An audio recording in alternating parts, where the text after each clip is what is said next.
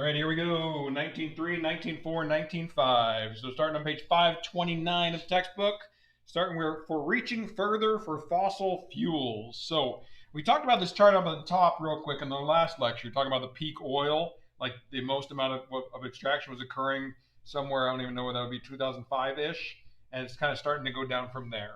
But we obviously still need fossil fuels because we're relying on it, so we're reaching further and further and further to get them.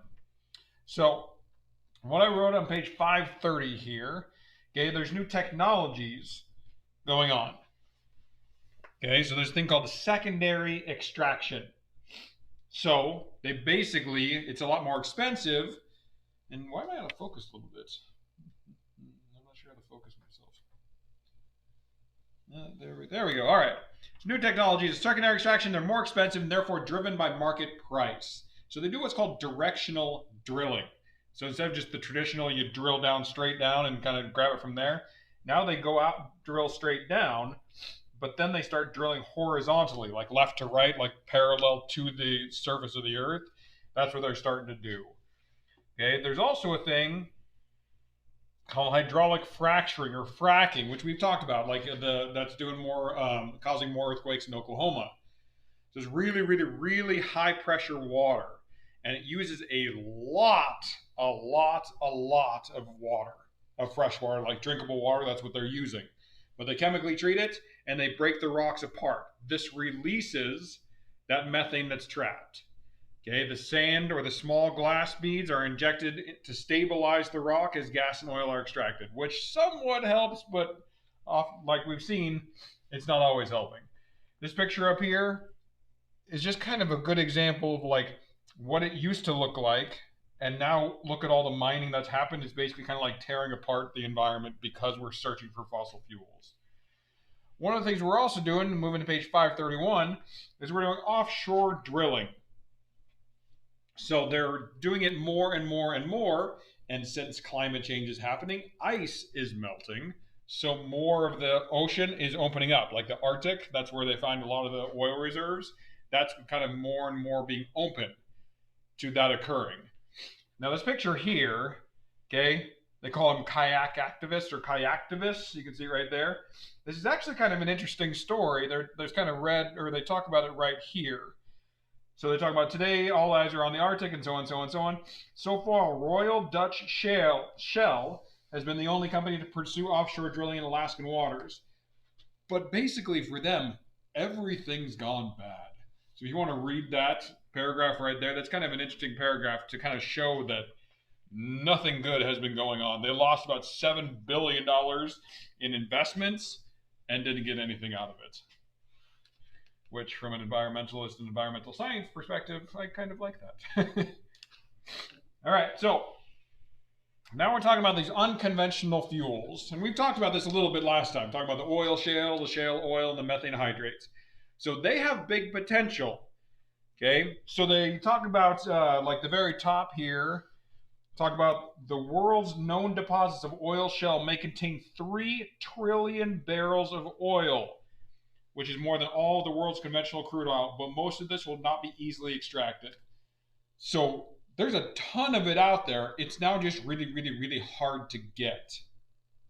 So they talk about it. They talk about the really, really, really low EROI, which I also have written on the sticky note there. Okay, the big thing, I like this statement here. So as for methane hydrate, scientists estimate there are enormous amounts of this substance on Earth, holding perhaps twice as much carbon as all known deposits of oil, coal, and natural gas combined. However, we do not know whether their extraction is safe and reliable. So basically the problem, and I wrote it down here, it releases more stored carbon into the atmosphere. So we are already tapping into the coal and the oil and all those basically where carbon has been sequestered, and we're taking it out of there and sticking it into the atmosphere, causing global warming. And now we're just finding another way to grab more carbon that's been sequestered and stick it into the atmosphere, which obviously is not good at all. It's going to perpetuate global warming even faster. All right, so now we're on page 533. So extracting fossil fuels is bad for the environment. Obviously, I'm confident I don't have to tell you that. Okay, the mining for it is obviously bad. Like I showed you the picture earlier, this is a picture on 532. Okay, it's talking about how, like, look how it used to be. It's all green and lush and nice up there, and then after the mining happens, look how terrible it looks.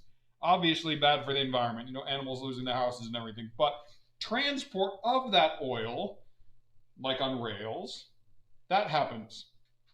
You know, trains crash, trains derail, and they spill a whole bunch of oil everywhere.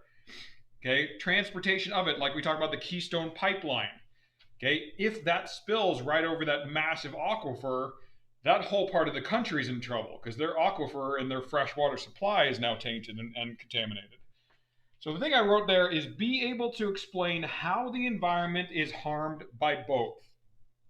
So I don't necessarily give you like a big long explanation, but everybody knows, and I'm confident you guys know, that extracting fossil fuels is bad.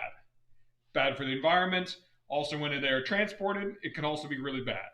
So you need to be able to explain why it is bad and how it hurts the natural world. You know, you can talk about species displacement or displacing species and so on. You can talk about like oil rigs catching on fire. You can talk about how the marine life is hurt. You can talk about how all the oil washes up on shores. Like there's a whole bunch going on. And so you can see that I'm on page 534 and 535 here. I actually don't have anything written down. This is just information you kind of just need to know. Like you can talk about like methane leaks, you can talk about pipeline spills, marine oil spills. Just kind of read that and be familiar with it so you can use it as an example. So 535, I also don't have anything written down because simply carbon emissions drive climate change. I am confident you guys know that. Okay, fossil fuel emissions also pose health risks. I'm confident you know that part. This chart up here is basically demonstrating how emissions have been skyrocketing. Okay, basically think of like, look at the 1950s. From there, it's just been growing and growing and growing and growing. Not only because the developed countries are using more fossil fuels, but companies are becoming more industrialized. You know, they're going through that industrialization process, making that country richer, but it also makes it so they're using more fossil fuels. All right, so what are the impacts of the Gulf oil spill? So this science behind the story, it starts off really well. President Barack Obama echoed the perceptions of many Americans when he called the Deepwater Horizon oil spill the worst environmental disaster America has ever faced.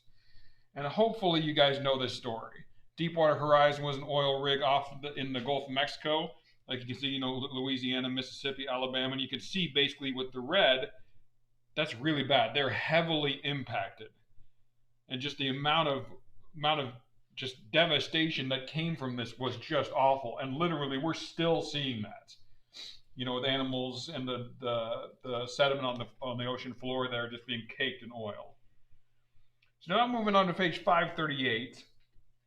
There's a thing called clean coal technology, which obviously reduces air pollution, but it's not actually clean.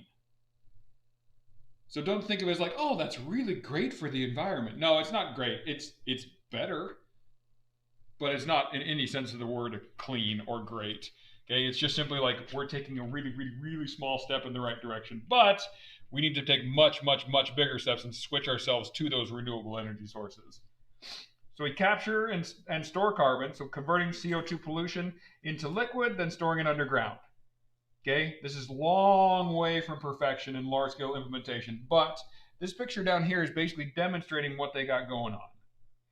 So the power plant's emitting CO2, but they also pipe it over here, and they're sticking it underground into water and into coal seams, and like basically they're trying to kind of put it back so it's being sequestered again. That's the hope. Like I said, they're a long way from perfection and large-scale implementation, but they're starting to kind of get their technology feet under themselves. All right, so external costs. So money everyone pays because of pollution increases. So think of it in a very kind of basic sense, is if the air quality in America starts to go down, the cost of healthcare will go up. So, since I'm employed, I'm going to pay a little bit more for my health insurance. My employer is going to be paying a little bit more for health insurance. but I'm just one of, 200 million Americans that are working. So everybody's going to be paying more because of that pollution. So like it says there, you got mixed consequences, a whole bunch of money, like I was talking about. You add up a little bit of money over a whole bunch of people, it starts to go boom to bust, meaning that everything is going really good, and then all of a sudden we have just an economic crash of stuff. And this eminent domain, okay, it's defined right here. I'm not sure if you guys have ever heard of this before. Eminent domain, the policy by which courts set aside private property rights to make way for projects judged to be for the public good. So one of the things, and I'm trying not to be political here, but one of the things that they were talking about with Trump building his wall is that people owned property right on the America-Mexican border. So his policy and his way of thinking about it was basically, well, eminent domain. Like it says, judged to be for the public good. So for his perception, and a lot of perceptions, for the public good, we need a wall to keep out immigrants, and there was that whole kind of argument. But that eminent domain, that's what he was saying. It's just simply, I'm sorry, I know you own it, but we have to take it from you now. Sorry about that, have a good day. That's eminent domain. So like in China, when they built the Three Gorges Dam, which is the largest dam in the world, that just absolutely wiped out and flooded villages after cities and towns. Basically, China just evoked this eminent domain. Hey, we need to build more we need more electricity for our country. Sorry about that, you got to move. That's basically their way of kind of making it so the whole thing is kind of legal in their eyes. All right, 540. So we're talking about economic security. So if our economy is completely based on foreign goods, what happens when they stop liking us? Like if 80% of our economy is based on something that is produced from France, for example, if France doesn't like us, like we have some sort of weird trade agreement, or we accidentally, kill off one of their, senators or something like that. If they don't like us anymore, we're in trouble. They're going to start charging us a whole bunch of money. Or they're just simply like, nope, we're not going to give you any stuff anymore. And so that's a really big problem. And so kind of this, talking about the fuel, if we are completely reliant on other countries for that, we can no longer control the price of oil. That's what they're talking about with this economic security here. Now this energy efficiency, moving to 541, is basically having the same amount of output, but we are using less. So, in your household, turn off the lights when you leave a room. When stuff is in the dryer, when it gets done, go get it so that way you don't have to run the dryer again to de-wrinkle all your clothes. That's what they're talking about. Just if everybody uses a little bit less, we'll be doing okay. Energy conservation, same general idea. Reducing wasteful energy use.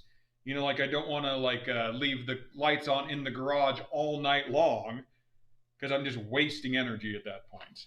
That's what they're talking about. And so this is basically what your dad is going to be talking about when he tells you to turn the lights off. All right, so now we're 542. So both per capita consumption and energy intensity are declining. So energy intensity is how much energy we get per dollars.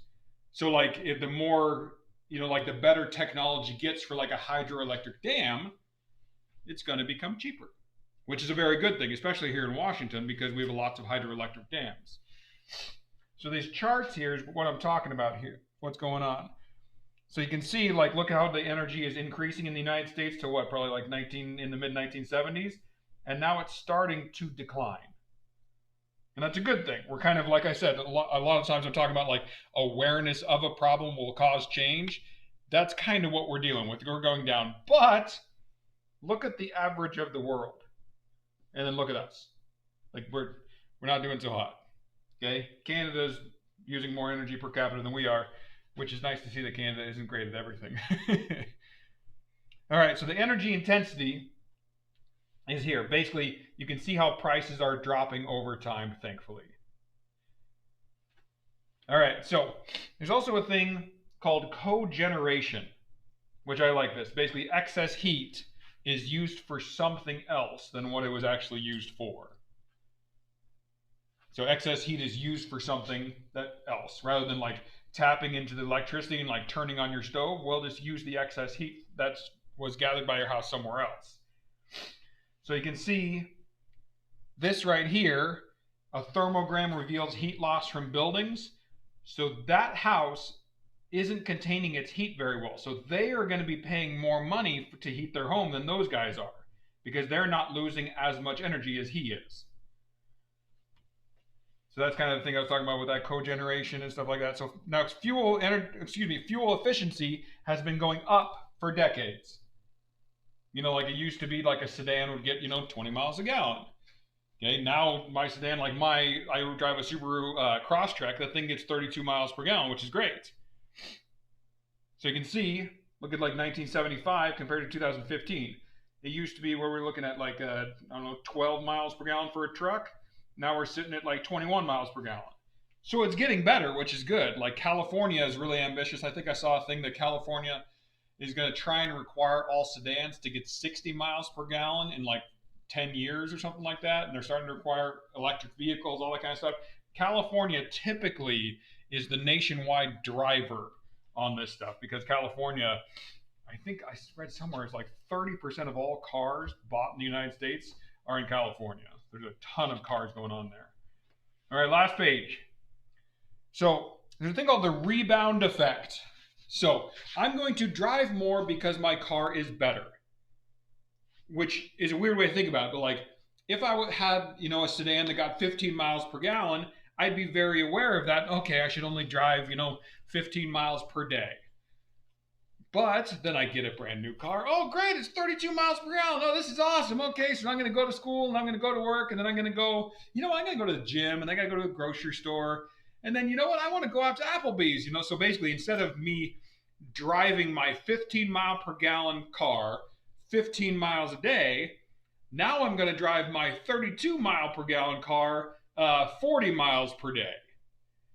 Because kind of my thinking is, I get a lot better gas mileage, I'm okay. But, like it says, you can undo the positive gain potential.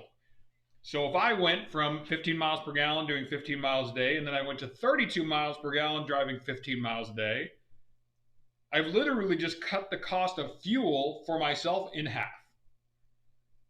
But since the mentality, it's better, I'm going to use more fuel just because I have a better car and it gets better gas mileage, so I'm okay.